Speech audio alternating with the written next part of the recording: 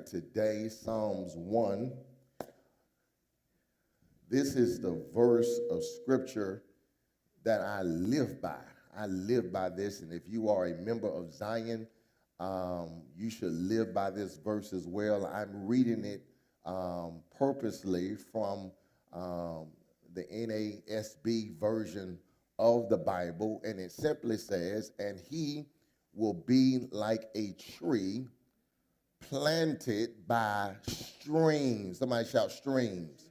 Streams of water, when yields its fruit in its season, and its leaves does not wither, and whatever, somebody shout whatever, whatever he does prospers. And he will be like a tree planted by streams. Somebody shout streams. God bless you. You may be seated.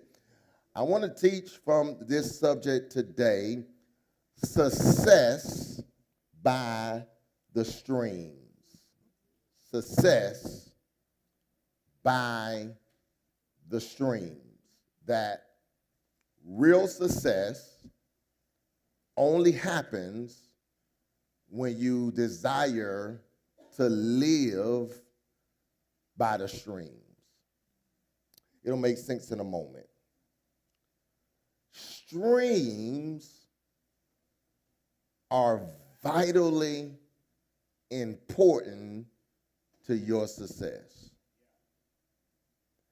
If you live in South Florida or anywhere in America, it's going to be very difficult for you to make it off one paycheck.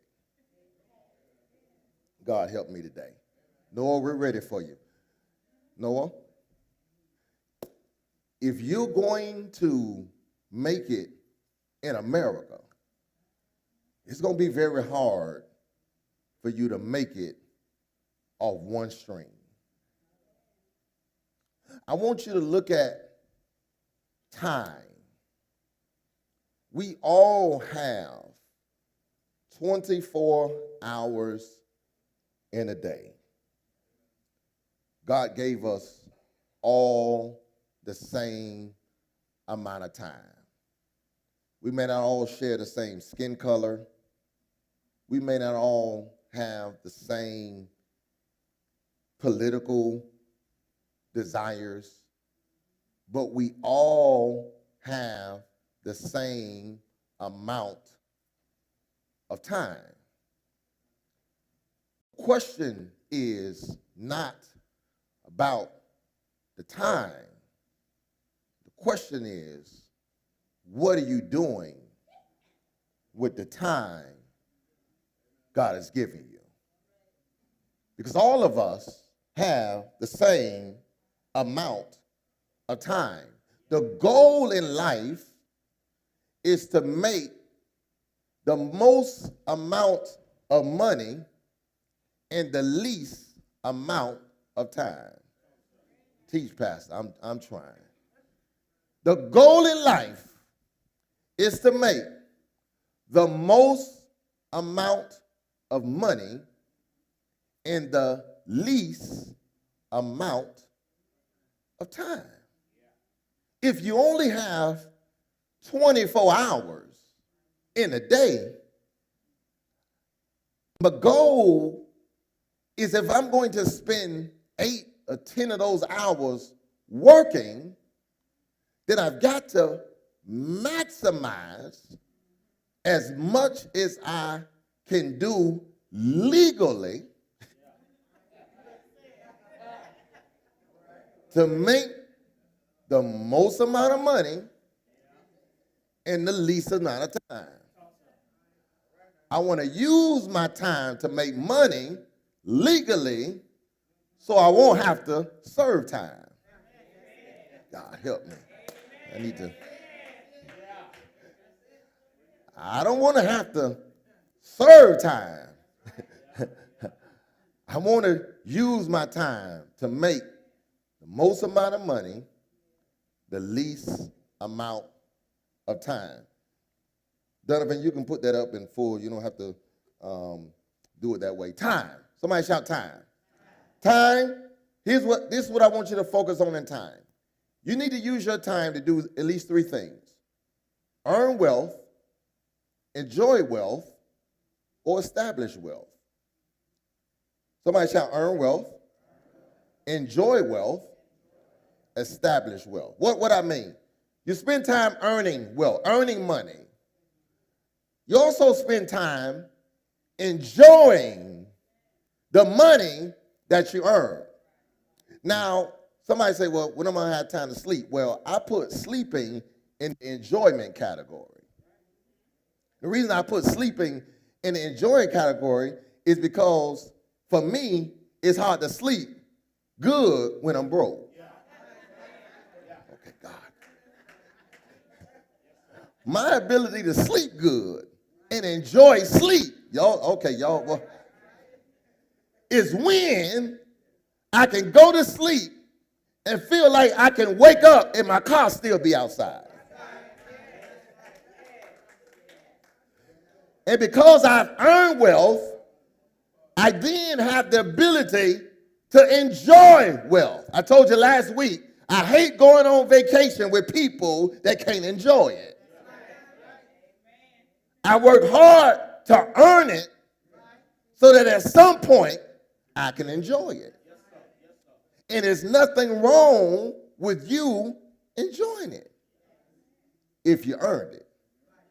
The problem I have is there are people enjoying it that ain't earned it. You got people in your house enjoying your air,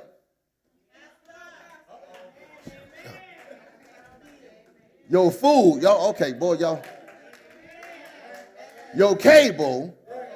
They enjoying your wealth that you earned. Okay, I'm not going to go there. I'm going to keep going. But then here's what I really want to really focus on.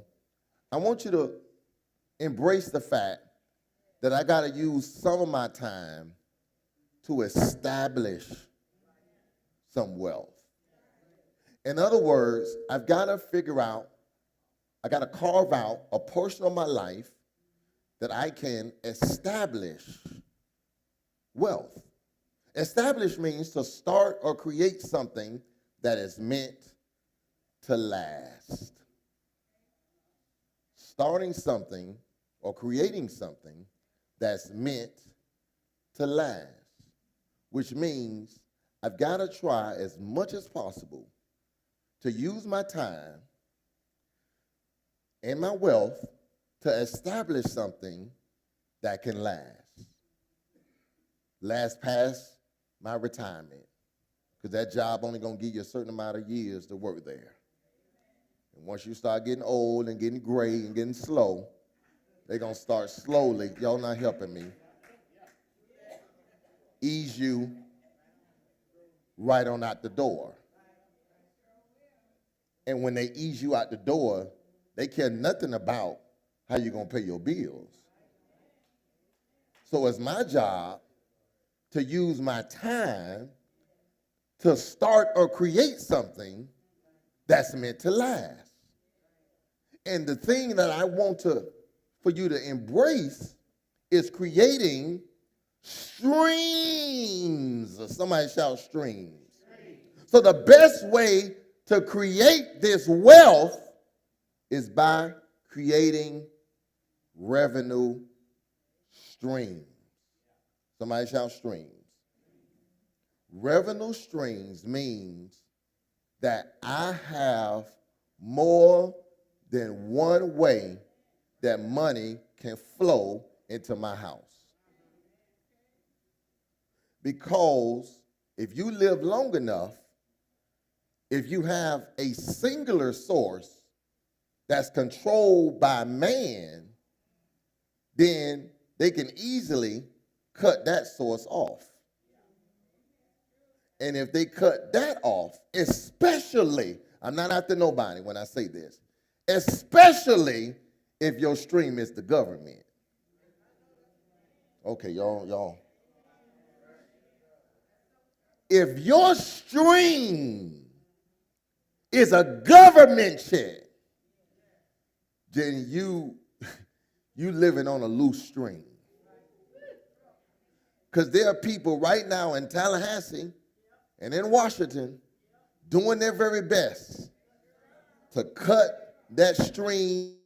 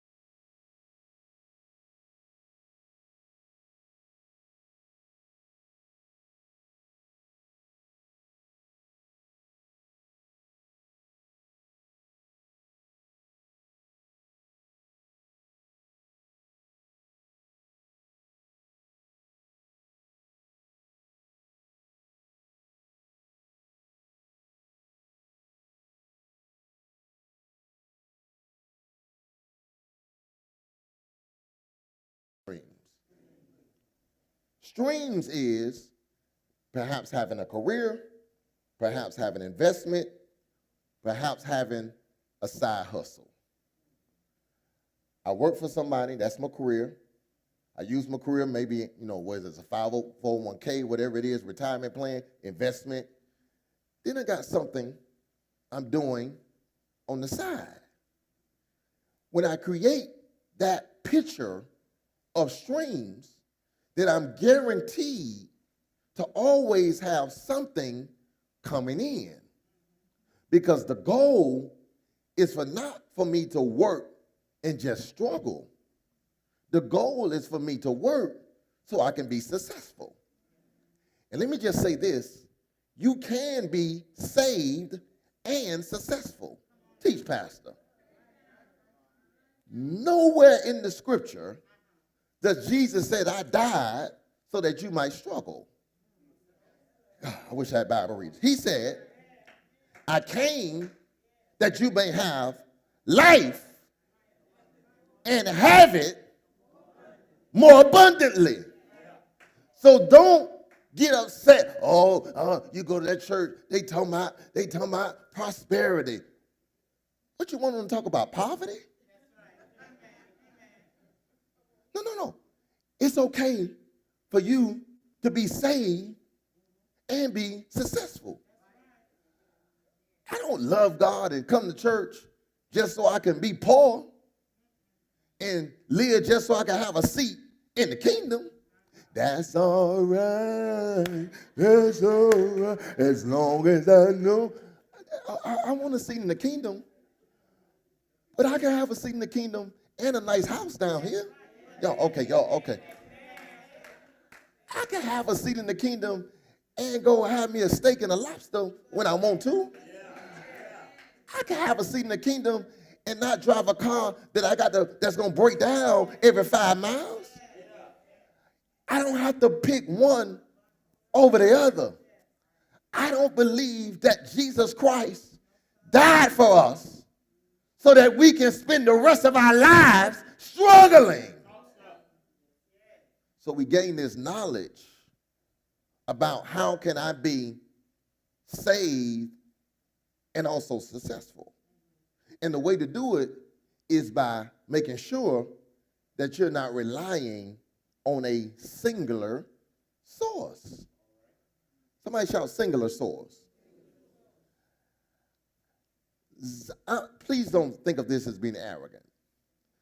Zion cannot now or perhaps ever be able to afford to pay me in salary the life I want to live.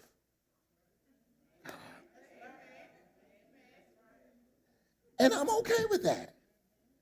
That's why there's not a single Sunday that go by that I'm begging y'all for money.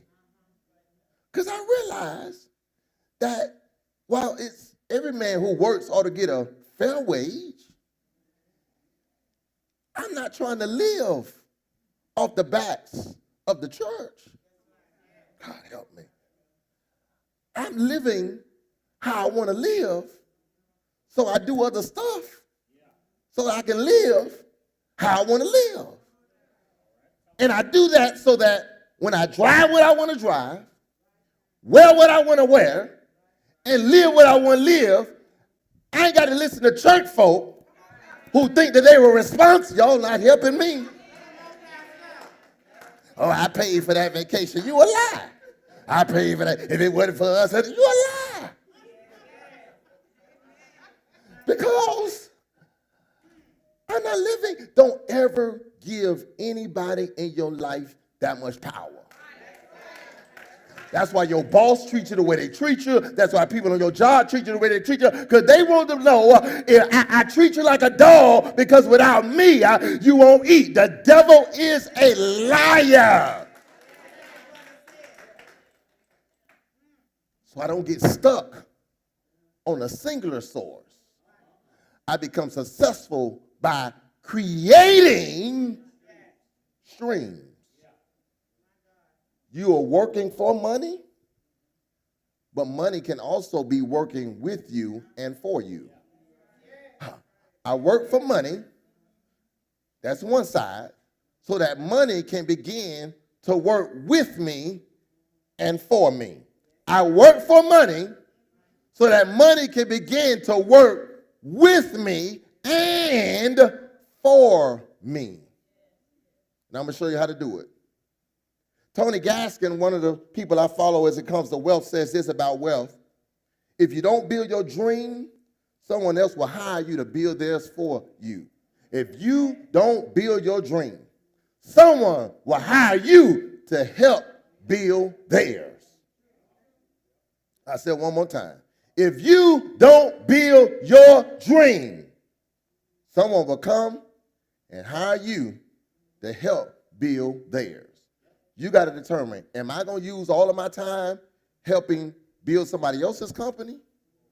Or am I going to use at least some of my time to help build something for myself? Because if I spend all of my time helping build theirs and then they no longer like me, they're going to fire me and find somebody else.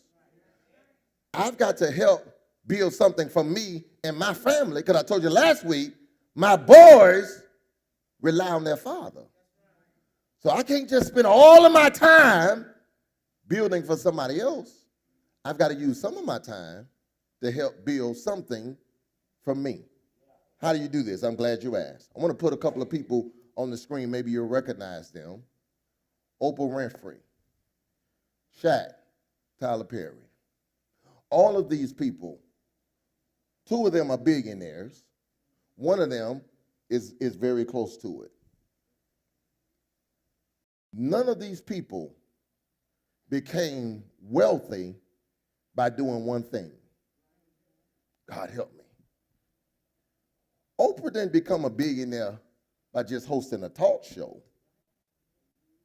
She became a billionaire once she started creating streams. She had this, she was doing this, but also building this. Y'all not hearing me. She leveraged this and started building this. She didn't quit this to start doing this. She quit this after she had built this. Oh, you're missing it.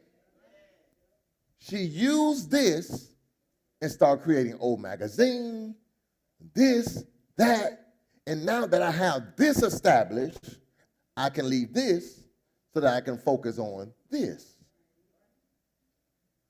What we mess up is we think this is what I consider her 9 to 5. This is her 9 to 5. We get it, oh God bless me, I'm gonna be a business owner, and you leave that. Don't do that. She was building this as a side hustle. And when she got that established, she was able to leave that. And when she did that, that's when she became the billionaire that she became. And she's doing all of this simultaneously. Now, how can Oprah do all of this and she's a billionaire, and you think you're going to do one thing, you're making $15 an hour? Okay, y'all don't like me. Shaquille O'Neal made over $200 million dribbling the basketball. If he wanted to, he didn't have to do anything else in his life. But he took those $200 million, and now he owns this. He's on part of this. He owns part of this. He owns that. General, Icy Hot, Sacramento Kings.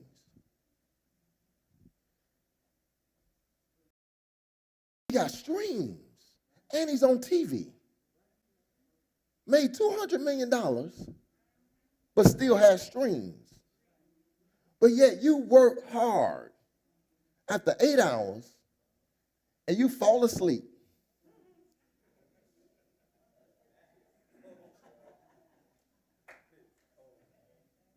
And feel like, I do work, I ain't got nothing else. No. He got streams, and more streams, and more streams. Someone asked a rich man how much is enough, and his response was just a little bit more. Because people who have money always want to keep money. But people that don't have money focus on how they're going to spend money. He decided, I want to generate some wealth. Now, the principles I'm teaching you, they're not $1 million or millionaire principles. These are principles, I'm going to show you in a moment, how if you're a hundredaire or a thousandaire, you can learn how to make more hundreds and more thousands. Now, of course, money begets money. So the more money you have, the more money you can leverage. But then I started looking at Shaq, and I say, well, Shaq, now he's gotten into more. Now he's in Auntie Annie's. He's in some other stuff. 24-hour fitness and all of this stuff. But Shaq, you made $200 million. Why are you working so hard? He says this, because creating wealth, you can create it 2 ways. Number one, the way he did it, and Oprah and others have done it, you gain knowledge in a system that will produce wealth automatically. In other words, Shaq don't know how to make pizzas. Shaq spent all of his life overweight playing basketball. He don't know nothing about 24-hour fitness. He probably never made a pretzel in his life. He used his money to invest in their system And their system is what's bringing him wealth.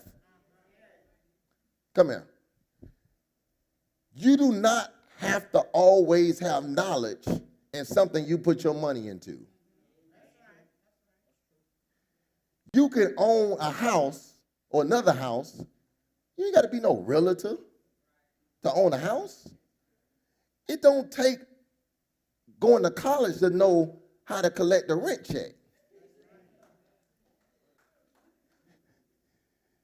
You invest your money in a system that will create wealth for you automatically. All he did was become part owner, invest, he gets a dividends check. There's another way you can earn money. Knowledge in the system, or here's what I want to, many of you can agree with this in this room. So I want to spend the next few moments here. You can also make money by getting paid for something you already are doing, and you're getting paid to do it again. What does that mean? Many of you know what it's like to rush to do overtime. Felicia, because overtime pays time and a half. Sometimes more than that. So the same job, for 8 hours, they paying you $10 an hour. On that ninth hour, you're making $20 an hour. That ninth hour is really, if you look at it, can be considered another stream. You're finding something you do well and getting paid to do it again. Somebody shout, do it again. Many of us have the ability to get paid for something that we know how to do. Many of you, I got great cooks in this church. I've got great babysitters in this church. You do it well. You want to know how I know you do it well? Because every time your grandchild or your daughter want to go somewhere, they call you to keep their kid.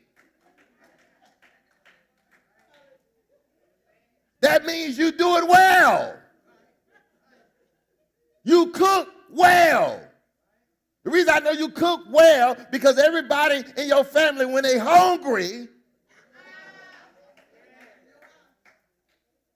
you're not following me, no. They do it, so you do it well.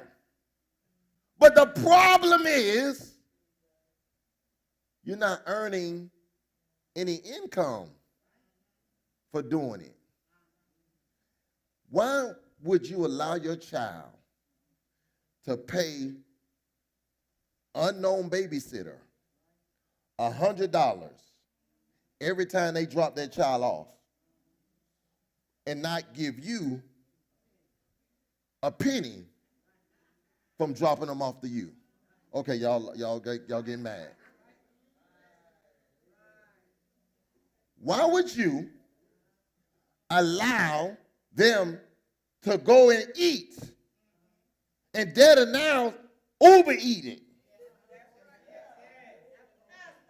And you feed them, they ain't even living in your house. You feed them, and they won't even buy the groceries for you to cook. Are we abusing relationships in this season?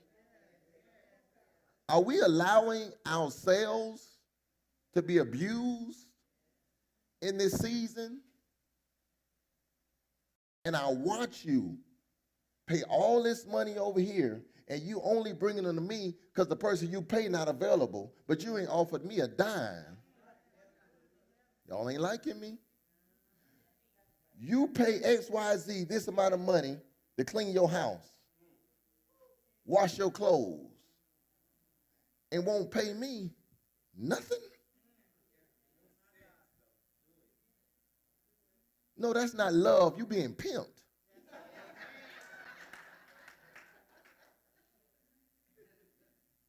There comes a time in your life that you've got to say to yourself, I'm the CEO of me. You are the CEO of you.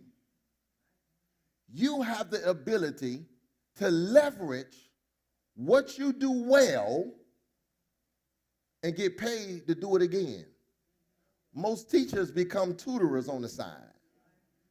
They get $15 or $20 an hour working in the school system, and then they charge $40 an hour to tutor because they're getting paid again to do something that they do well. They're getting paid to do it again. When you go and do your overtime, that's you paying yourself more money to do something you do well. But you got to capitalize on the availability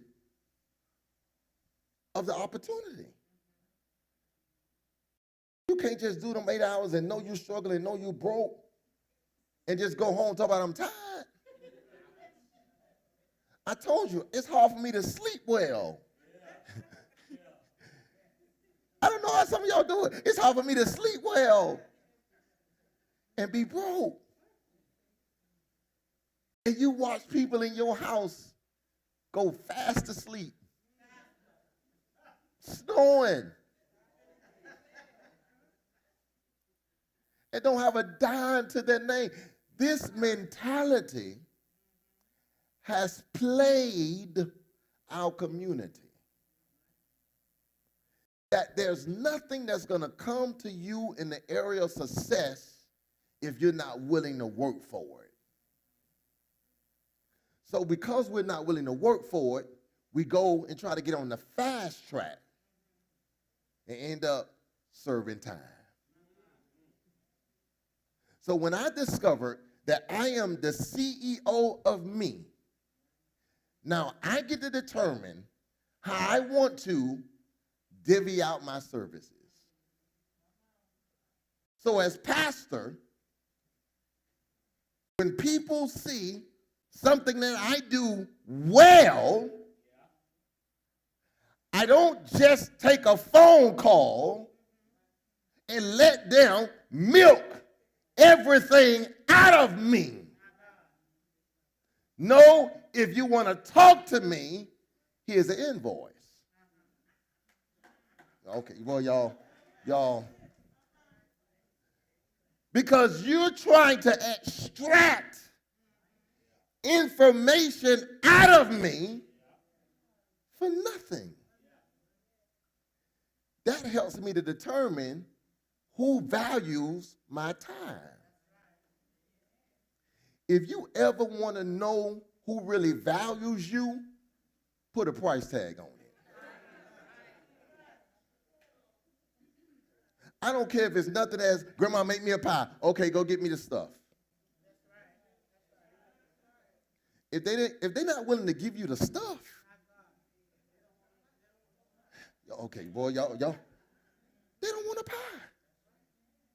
That means you don't even value. I gotta cook for you and go get the stuff for you. No. It don't work like that. I'm the CEO of me. People go, I dare you to do this. I'm not trying to break up any households, but I dare you to do this. I dare you next Sunday, because you probably already cooked for this Sunday, I dare you next Sunday to cook a singular meal.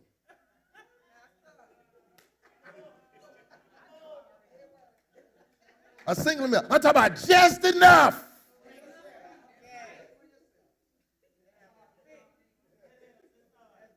For yourself. Just enough. 1 scoop of rice. Just one tablespoon. 1 chicken leg. 1 slice of corn. Just enough. And your family gonna go crazy. Because they have grown accustomed to you doing all of this. And then you see them on Facebook out to dinner somewhere.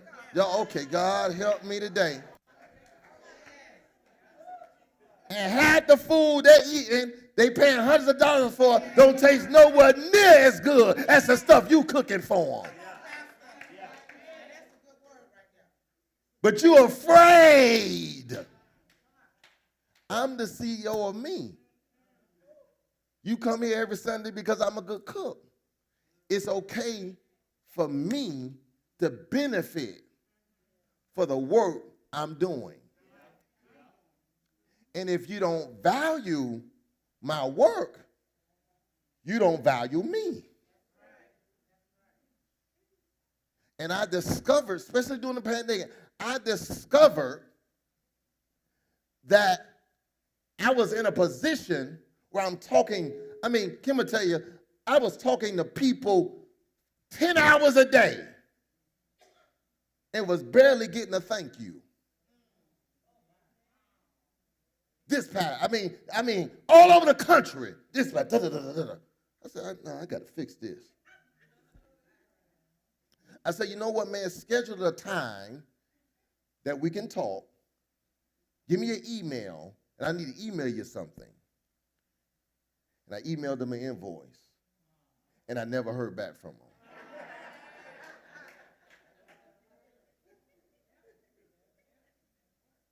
And so I saved my time for people that was willing to appreciate my time.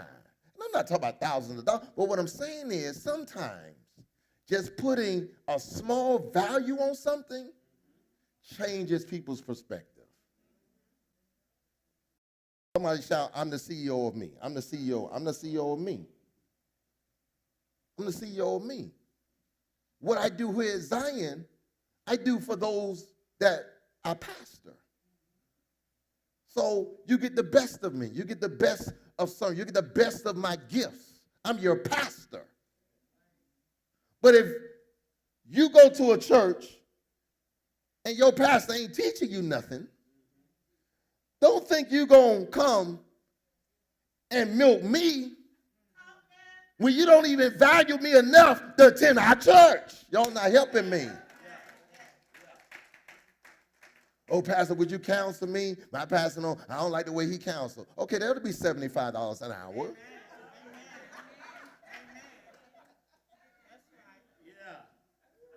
Oh, you charge? No, I don't charge my members, but I'm charging you. Because people will use you until you decide you don't want to be used. I didn't call you, you called me. You called me because obviously you value something I do. And if you value it, you ought to be willing to pay for it. So what I'm trying to teach you is that if you embrace this concept of something that you do well, I guarantee you, you will begin to generate a stream of income for your life. I told somebody recently, and I'm moving. I said, oh, you and your wife been together 20 years. Teach us how to do it. I got a book on Amazon, $15, buy it. I want to buy a book. I just want, could you counsel me? Okay, that's $75 an hour. Buy the book for $15. I wrote it all in the book, pay $15. If you don't feel like reading, you just want me to talk to you, $75 an hour.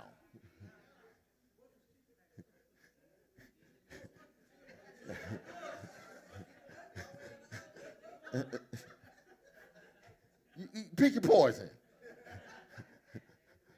But ain't no way in the world I'm finna in the conversation give you 20 years of knowledge in marriage and then you're just gonna talk and ask all these questions. No!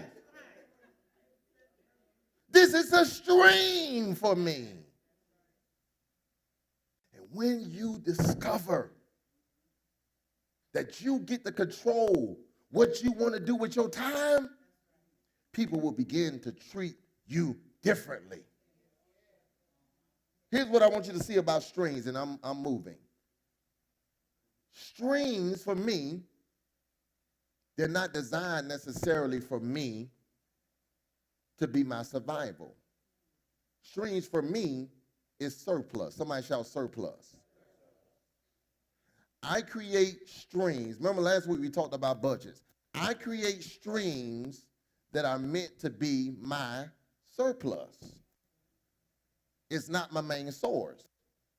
So I create streams so I can go and do some things that I want to do. So when you see me on vacation, I ain't spending the church money. I'm spending book money. People buy, I've sold thousands of books on Amazon. I don't have to tell y'all, that's the money I spend. That's my business. It's for surplus. And I'm not suggesting that Zion does not doing right by me. They are. I've been here 12 years. We've never discussed money. I've never asked for raising any of that. But I couldn't drive a Tahoe with what I made here alone. Not a Tahoe. I drive probably something a little smaller. Not a hoopty now, but that's an $80,000 automobile. I'm not rolling like that. But because I wanted a Tahoe, I got to get something that's going to give me some surplus. It's not the ability of not having what you want. It's the ability of being able to go get it. I don't have to settle if I'm creating these streams. That's what I'm trying to teach you. If you only settle for that one job and what that one job pays you, that you got to structure your entire life around that one job. I choose to say, if I want to live a certain way, I'm not trying to beg.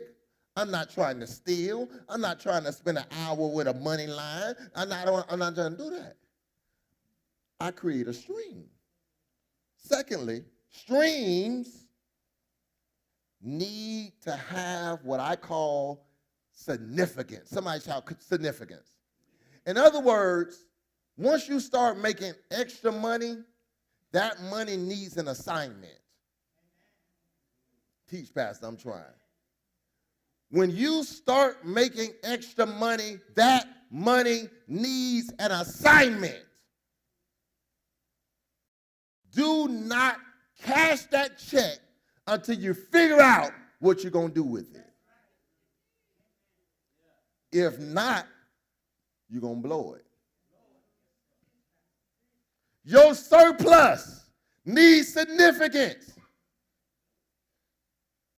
My wife will tell you, it's in my name, so you can't steal it. My wife will tell you, and anybody that wrote a check knows this is true. I do not cash a check until I figure out what I'm going to do with it. Some of y'all that wrote me checks, it'd be like, Pastor, I done wrote you a check 2 months ago. You said, it's in my drawer. I've got a stack of checks probably about this high. Now, I make sure they from the right people that's going to have it when I get to cash it. Some checks I just cash right away. But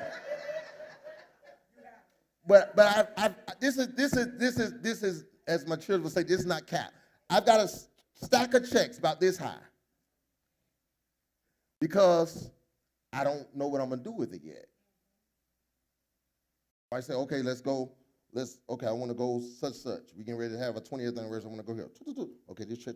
Okay, it's cash. It's a stream of income. I don't need it to survive. It's a stream check. And I know that I'm not disciplined enough to just hold it. See, I like stuff. The reason I don't go to the mall is not because, I know I like stuff. And once I go to the mall, I'm going to spend all my money. I like stuff. That's why I don't go. I like stuff. My wife say, you don't really come, but when you go, boy, you shop more than me. I do. I like stuff. So I don't go. So what I do is I make sure that all of my money I get from streams has a particular purpose. What am I using this money for? Am I using it to pay off my house earlier? Am I using it to get out of debt? Am I using it to save for this? Am I using it for that? It's got to have some level of assignment to it. If not, your work will be in vain. You'll be making more money, but yet not seeing more money. Because the more you make, the more you'll blow if it doesn't have significance. I want to ask you this question. Does your, working overtime or whatever, does it have significance? If it's for you to go on vacation, fine. Make sure that it goes for that purpose. Don't be doing all this work because I'm trying to go on vacation, and when it's time to go on vacation, you still broke. What were you doing all that work for? It needs to have an assignment.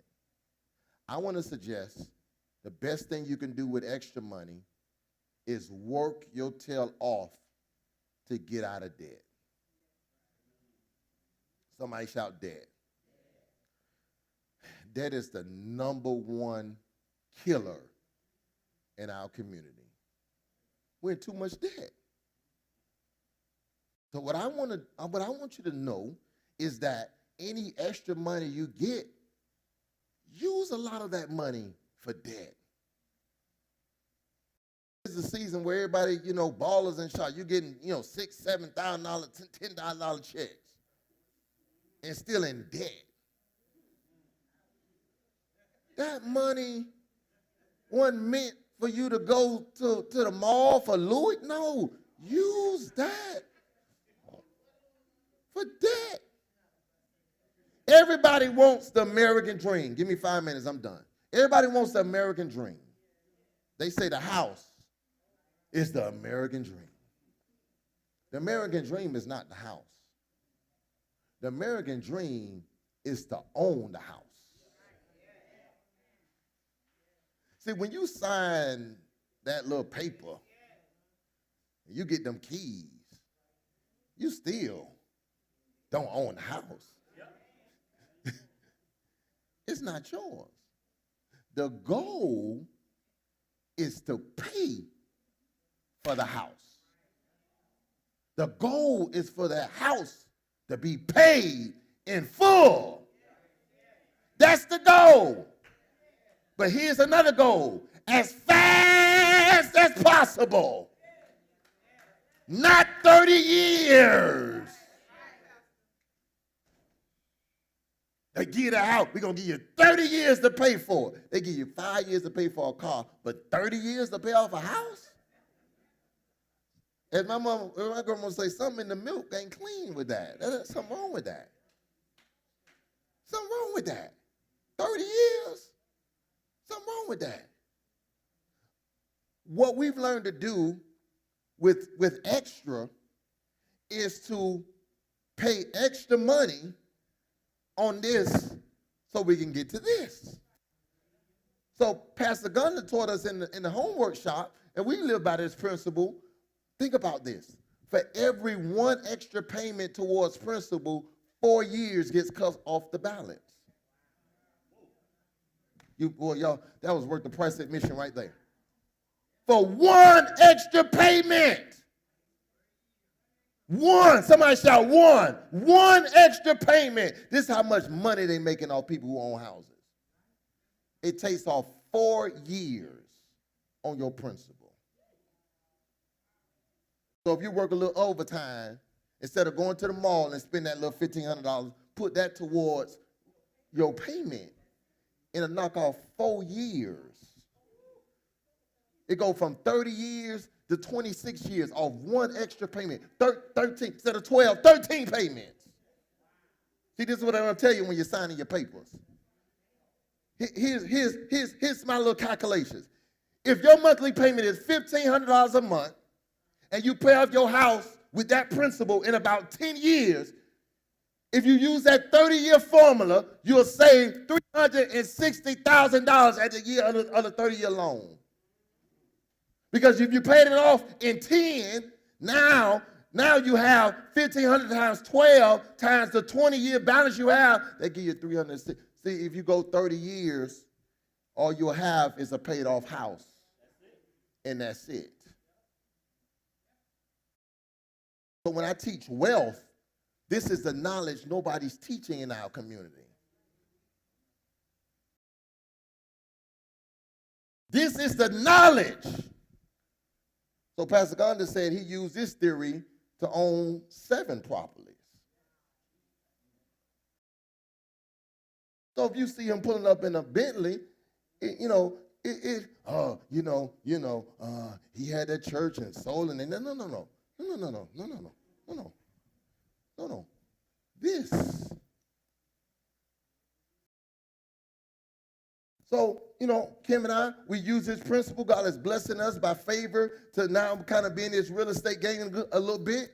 And my job is to teach you principles that we are using to generate our own wealth. I don't play the lotto. So I'm not depending on the lotto. Now, if you play it, bless the church and do what's right in Jesus' name, but I don't play it.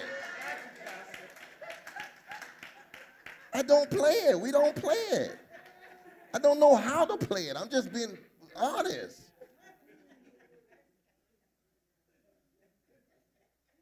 But God has blessed us.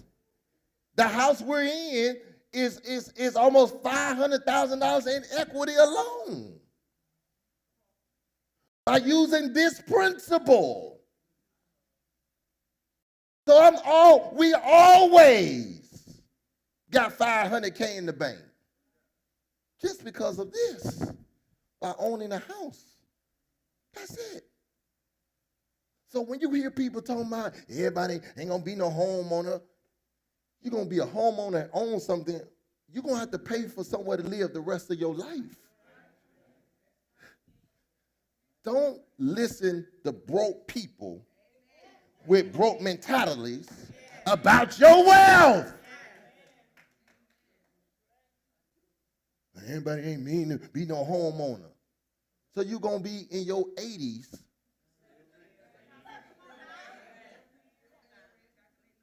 Still paying rent?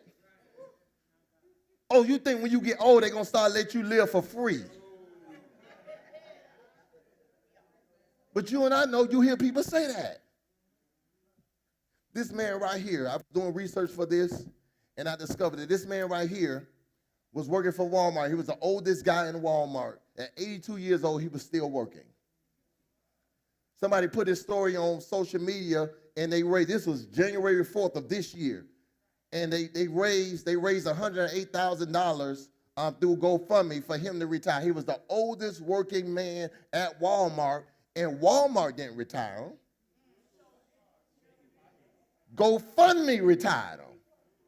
Walmart would have still had him working.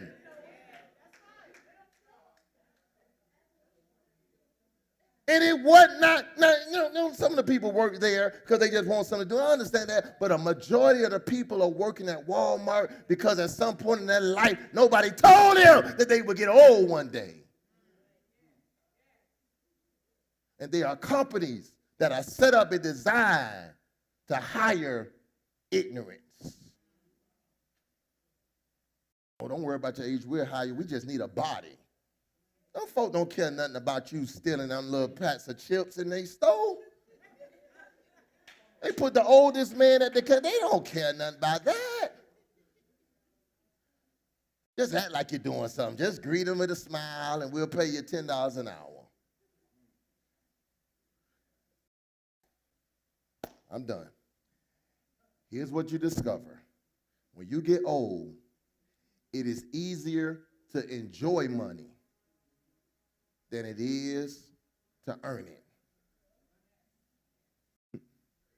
When you get old, it's a lot easier to enjoy it than it is to earn it. When you get old and them knees start shaking and it's hard to get out of bed, I'm in my 40s. I'm like, Lord, have mercy. Woo! Jesus. It's easier to enjoy it. It don't take no energy to go on no cruise. Sister Jones, stand up, stand up. Look at Sister Jones. Look. Just as beautiful and enjoying life. I got mothers and enjoying life. It don't take a lot of energy to enjoy. I'm teaching you now so that when you get old, you don't have to spend your time trying to earn, y'all. I want you to enjoy it. I promise you, my right hand, you may have me as your pastor for 10 more years, may, and I put an asterisk on may. Not because I don't love you, because in 8 years I would have been your pastor for 20 years. That's 20 good years of my life. If I do my money right, I don't have to stay and be your pastor from a wheelchair. Talk about we can't do Reb like that. You know, he been good to us. But we've seen that happen in church. I want to be put, make them something. Make them a senior. Let them teach the seniors. Bring them in once a year to let them preach a little bit. But I'm gonna be gone. My children will be grown, and I can do grown-up stuff with my. Because I just want to practice these principles now while I'm young and able to earn. Because the older you get, the more you start using your vacation time. The older you get, the more your body, you got to start. You ain't just praying because you want to wake up.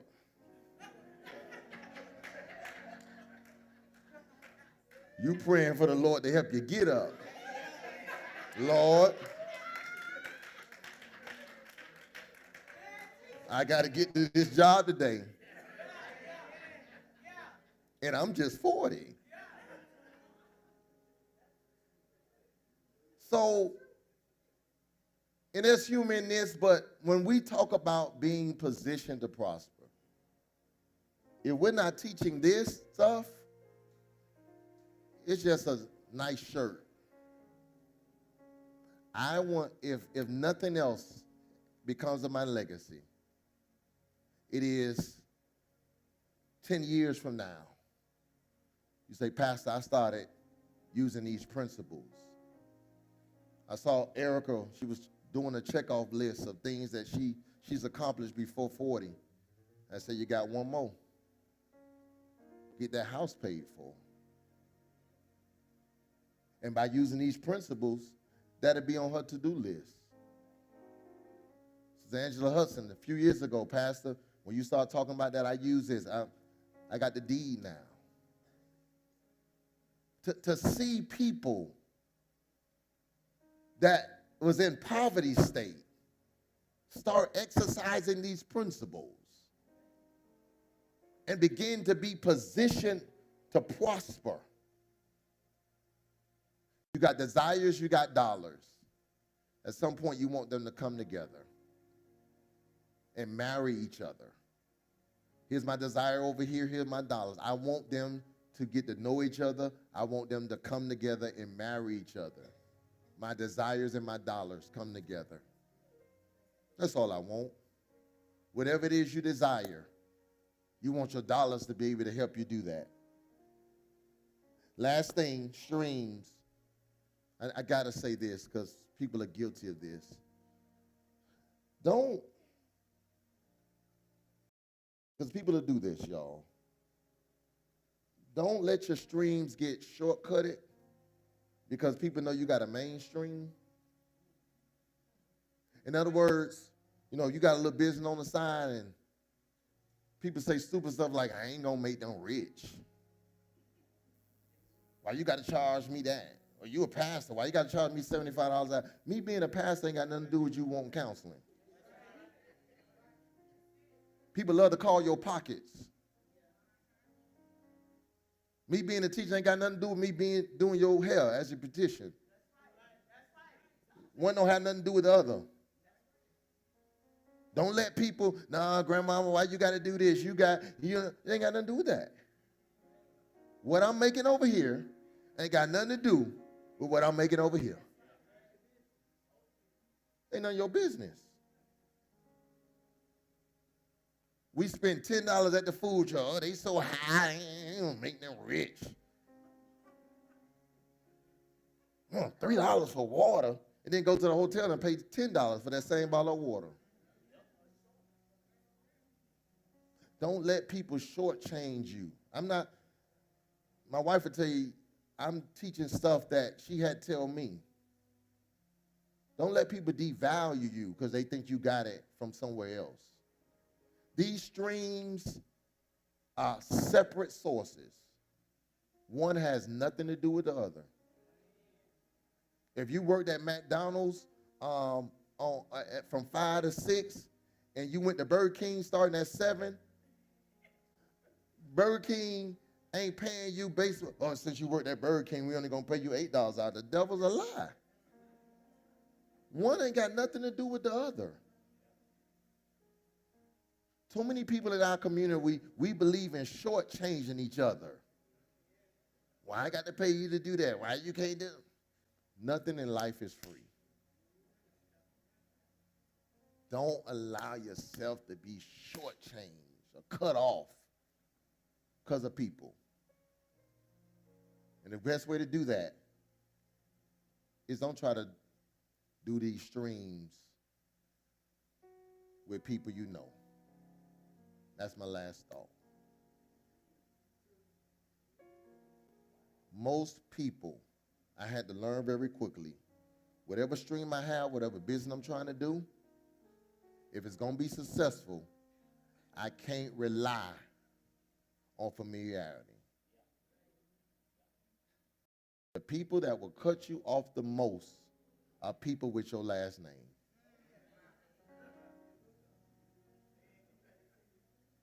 That's the last thought. These are separate. Let's go to the last slide. These are separate. They're separate. They need to be separated from the people that you know. It's a separate support system. I'm not relying on my friends and my family to support my stream. They can if they want to, but I'm not relying on that. Because that's where, you know, people that will support you the least are some of the people you love the most. And just because you open up a food stand doesn't mean that's the family business. Everybody eat for free. You know how high groceries is? I'm going to go get a rental property. That ain't the family house. Oh, we got us a place to stay. Yeah, you got a place to stay for $1,000 a month. Yeah, you got a place to stay, yeah.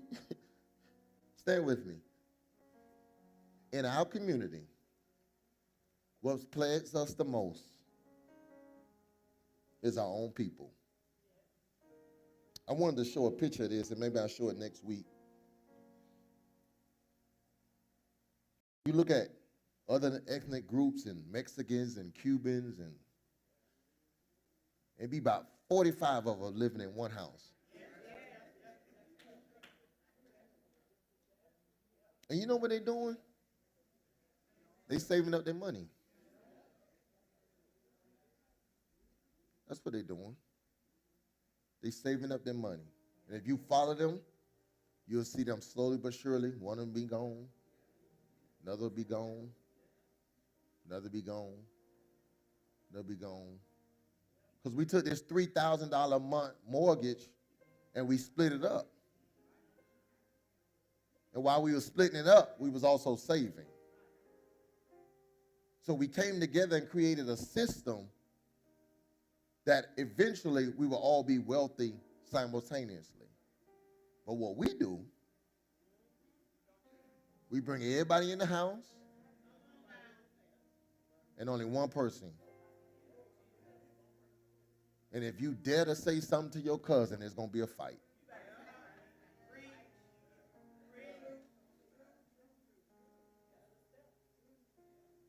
You can't be successful like that. Cousin, I love you. Sister, I love you. Bro, I love you.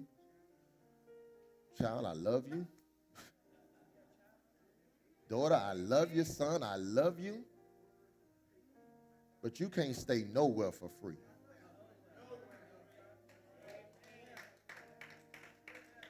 And I want you to be successful, because I believe putting them out too early is also detrimental. Yeah, you don't throw them out at 18. They're not ready. But I'm going to teach you in the next 2 weeks how to get them ready, how for you to make sure that they're ready. But once they start being grown and making money, and you can't stay nowhere for free. You talk about how you was paying the mortgage all these years. That ain't none of your business.